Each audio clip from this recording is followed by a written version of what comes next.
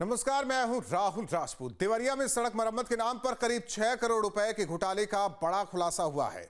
आरोप है कि अच्छी सड़क को ही खराब दिखाकर उसकी मरम्मत के लिए भारी भरकम धनराशि की मांग की गई। विभाग के प्रस्ताव को मुख्यालय से मंजूरी भी मिल गई और फंड जारी हो गया। पैसों की बंदरबाट में अधिकारियों के बीच ही मतभेद हो गया, जिससे पूरा भेद खुल गया। मामले की प्रारंभिक जांच में गड़बड़ी पाए जाने पर जेई, एई और बाबू को निलंबित कर दिया गया है, जबकि एक्सीएन के खिलाफ कार्रवाई को लेकर मुख्यमंत्री कार्यालय को रिपोर्ट भेजी गई है।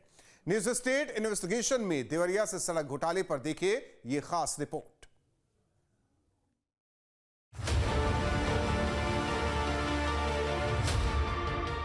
देवरिया जिले में लोक निर्माण विभाग के अधिकारियों ने फर्जीवाड़े का गजब खेल खेला। पहले से ही बनी हुई सड़क के निर्माण के लिए 6 करोड़ 8 लाख रुपए शासन से मंजूरी के बाद जारी भी करा लिए। बात जब पैसों के बंटवारे की आई तो भ्रष्ट अधिकारी कर्मचारियों में ही फूट पड़ गई। फूट पड़ी तो मामला उजागर होने में देर नहीं लगी। शिकायत लखनऊ तक पहुंची, जिसके बाद विभागीय जांच में दोषी पाए जाने पर एई, जेई और बाबू को निलंबित कर दिया गया, जबकि अधिशासी अभियंता पर भी निलंबन की तलवार लटक रही है। कार्रवाई के बाद से विभाग में हड़कंप मच गया है। न्यूज स्टेट इन्वेस्टिगेशन में बड़ा खुलासा। अच्छी सड़क को बताया खराब, मरम्मत फंड में घोटाला बेहिसाब, करोड़ों के फंड की मचाई लूट, अधिकारियों कर्मचारियों में पड़ी फूट, फर्जी हस्ताक्षर से किया गोलमाल, कार्रवाई की लटकी तलवार। इन्वेस्टिगेशन में खुलेंगे राज, पकड़े जाएंगे घोटालेबाज। देवरिया में पीडब्ल्यूडी का करीब 6 करोड़ का घोटाला सामने आ रहा है। दरअसल बनी हुई सड़क की मरम्मत दिखाते हुए करोड़ों रुपए मंगा लिए गए और इस पूरे मामले में शुरुआती जांच हुई तो जूनियर इंजीनियर के ऊपर कड़ी कार्रवाई भी की गई। दरअसल 2015 में एक बनी हुई सड़क की मरम्मत के लिए करोड़ों रुपए मंगाए गए, जिसके बाद इसे लेकर के प्रस्ताव भी भेजा गया और वो पूरी तरीके से पास हो गया। लेकिन इस पूरे मामले में जब जांच शुरू हुई तब ये तमाम तथ्य निकल करके सामने आए। देवरिया में कप्तानगंज हाटा गौरी बाजार रुद्रपुर मार्ग की यही वो सड़क है जिसके मरम्मत के नाम पर करोड़ों के फंड की बंदरबाट के आरोप लगे हैं। सड़क की हालत देखकर अंदाजा लगाना मुश्किल नहीं कि ये मौजूदा समय में ठीक हालत में है। आरोप है कि उस वक्त भी इसकी हालत ठीक ही थी जब इसे मरम्मत कराने के नाम पर पीडब्ल्यूडी की ओर से शासन को प्रस्ताव भेजा गया था। पूरी खबर दिखाएंगे, पहले जान लेते हैं कि मामला क्या है। रिपोर्ट के मुताबिक देवरिया में सड़क मरम्मत के नाम पर घोटाले का खेल। पहले से ही दुरुस्त सड़क के मरम्मत के लिए भेजा प्रस्ताव, शासन से सड़क मरम्मत के नाम पर 6 करोड़ 8 लाख रुपए जारी। फंड के बंटवारे के दौरान अधिकारियों कर्मचारियों में फूट से खुला राज। विभागीय जांच के बाद जेई, एई और बाबू निलंबित। एक्सीएन पर कार्रवाई के लिए शासन को भेजी गई रिपोर्ट। पूरा मामला देवरिया जनपद के रुद्रपुर से लेकर हाटा तक जाने वाला, हाटा से कप्तानगंज जाने वाले मार्ग की है, जहां पे मरम्मत के नाम पर 6 करोड़ रुपए का मामला सामने आता है, जहां अधिकारी कर्मचारियों की मिलीभगत से 6 करोड़ रुपए निकाल लिए गए। विभागीय जांच की प्रक्रिया चल रही है। इस बीच पूरे घोटाले में कई गंभीर बातें निकलकर सामने आई हैं। सबसे पहले इस प्रस्ताव को देखिए। ये वही प्रस्ताव है जो पीडब्ल्यूडी की ओर से सड़क मरम्मत के नाम पर शासन को भेजा गया। प्रस्ताव में साफ लिखा है कि कप्तानगंज हाटा गौरी बाजार रुद्रपुर मार्ग और रुद्रपुर बाईपास मार्ग के मरम्मत के लिए 608.20 लाख रुपए जारी किए गए। यानी शासन को प्रस्ताव भेजा गया और शासन ने फंड जारी किए। अब ये दूसरी तस्वीर देखिए। ये पीडब्ल्यूडी विभाग का कार्य पूर्णता प्रमाण पत्र है, जिसमें सड़क की तस्वीर के साथ बताया गया है कि सड़क मरम्मत का काम पूरा कर लिया गया है, जिसमें बताया गया है कि कार्य की गुणवत्ता संतोषजनक है। नीचे अवर अभियंता, सहायक अभियंता और अधिशासी अभियंता के हस्ताक्षर भी हैं। इस रिपोर्ट के आधार पर ठेकेदारों को भुगतान की बात कही गई। यहाँ 6 करोड़ रुपए का घोटाला सामने उस वक्त आया जब उस मामले को आपस में बंटवारे की बात आई। अधिकारी और बाबुओं में जब इस बात का कहासुनी होने लगा, ये मामला ऊपर तक बढ़ा। घोटाले में भले ही चंद लोगों पर गाजगिरी हो, पर आरोपों के घेरे में पूरा सिस्टम आ गया है। क्योंकि जो आरोप है वो बेहद गंभीर है। रिपोर्ट के मुताबिक पीडब्ल्यूडी मुख्यालय ने सड़क की जांच किए बिना ही प्रस्ताव मंजूर कर दिया। शासन ने भी बिना सटीक सत्यापन के ही धनराशि स्वीकृत कर दी।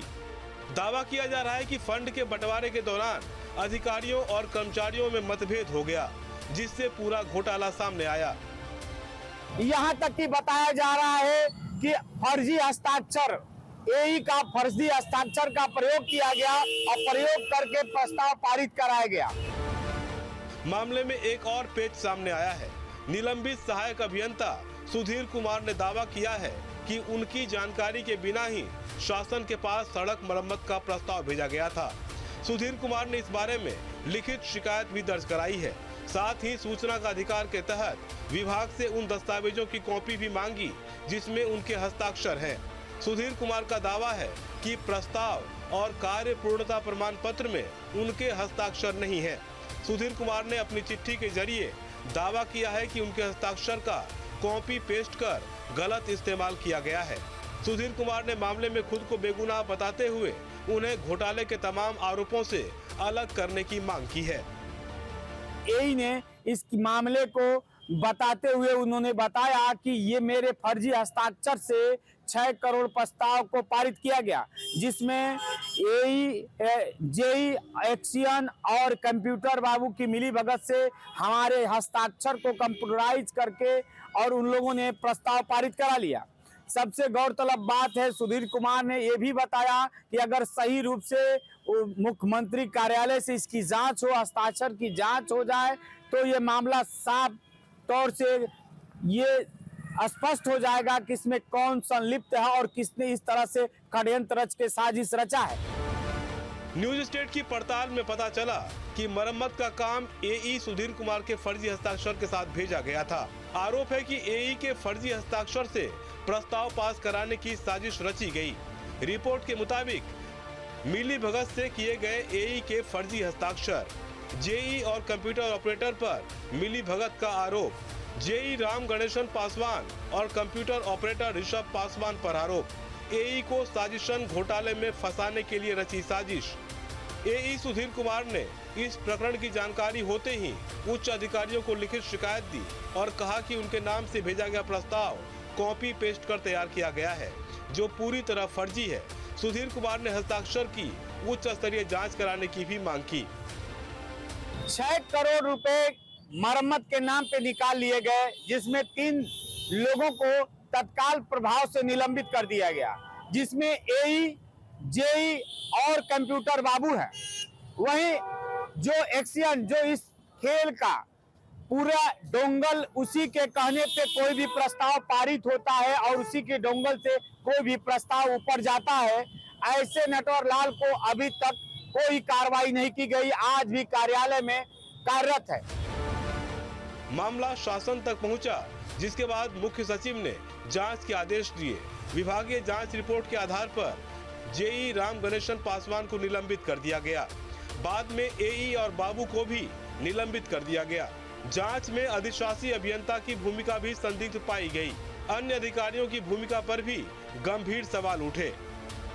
जब इस मामले का खुलासा हुआ, विभागीय जांच हुई, तो उसमें 3 लोगों को तत्काल प्रभाव से निलंबित कर दिया गया, लेकिन आज भी एक्सियन अपने काम पे कार्य कर रहे हैं।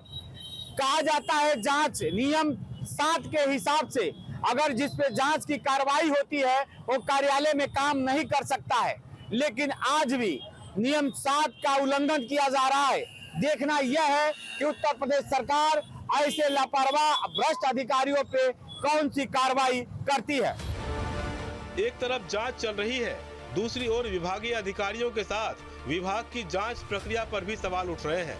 रिपोर्ट के मुताबिक पीडब्ल्यूडी में कोई भी प्रस्ताव एक्सीएन के डोंगल के बिना पास नहीं हो सकता, जिससे एक्सीएन अनिल जाटव की भूमिका पर भी गंभीर सवाल खड़े हो रहे हैं। नियम 7 की कार्रवाई शुरू होने के बाद भी एक्सीएन अब तक पद पर बने हैं, जिससे विभागीय जांच प्रक्रिया पर भी सवाल उठ रहे हैं। तस्वीरों में दिख रहे शख्स एक्सीएन अनिल जाटव हैं। इनके खिलाफ भी विभागीय जांच चल रही है। जांच के दायरे में होने के बावजूद एक्सीएन सेवाएं दे रहे हैं। कैमरे पर अधिकारी कुछ भी कहने से बच रहे हैं, पर हिडन कैमरे पर बातचीत में एक्सईएन घोटाले की पुष्टि करते नजर आ रहे हैं। बातचीत में एक्सईएन ने बताया कि जेई और एई सस्पेंड हो चुके हैं और शासन स्तर पर जांच चल रही है। हम लोग पास होता तो जो ये जो जांच करते हैं सब करते हैं। अच्छा, ये इसके लिए टीम गठित हुई होगी ना? हाँ, सब हुआ तभी तो। कौन कौन टीम में थे? तभी तो। यहाँ टीम में कौन कौन थे? देवरिया के किसी अधिकारी भी थे क्या? नहीं, देवरिया के क्यों होंगे जब यहाँ का मैटर है? नहीं, वही बताएं। जिला अधिकारी को कुछ इसके नहीं विभागीय शासनिक कार्रवाई। ये तो लिखा ही है कि जेई सस्पेंड, वही सस्पेंड। और सही बात है, आपके सुधीर सस्पेंड हो गए थे, सब मालूम ही है। जाहिर है जांच चल रही है और कार्रवाई भी हो रही है। इस बीच न्यूज स्टेट इन्वेस्टिगेशन से भी कई गंभीर सवाल उठ रहे हैं। सवाल है कि बिना जांच किए करोड़ों के प्रस्ताव की मंजूरी कैसे दे दी गई? मरम्मत के काम का भौतिक सत्यापन क्यों नहीं किया गया? जांच के दौरान आरोपी अधिकारी दफ्तर में कैसे सेवाएं दे रहे हैं? क्या इस घोटाले में पीडब्ल्यूडी मुख्यालय की भी कोई भूमिका है? शायद इन्हीं सवालों का जवाब विभागीय स्तर पर भी ढूंढा जा रहा है। उम्मीद है सवाल का सही जवाब सामने आने के बाद कई अन्य जिम्मेदारों पर भी गाज गिर सकती है। हालांकि विभाग के अधिकारी मीडिया के सवालों से बचते नजर आ रहे हैं, पर एक बात तो साफ है कि अधिकारियों और कर्मचारियों के बीच आपसी फूट से ही सही, मामला सामने आने के बाद भ्रष्ट अधिकारियों पर गाज गिरनी तय है। फिलहाल पूर्व मुख्य सचिव मनोज कुमार सिंह के द्वारा इस पूरे मामले में तत्काल कार्रवाई करते हुए उस वक्त बड़ी कार्रवाई की गई थी, जिसके बाद अब एक्सईएन अनिल कुमार जाटव के ऊपर भी कार्रवाई की तलवार लटक रही है।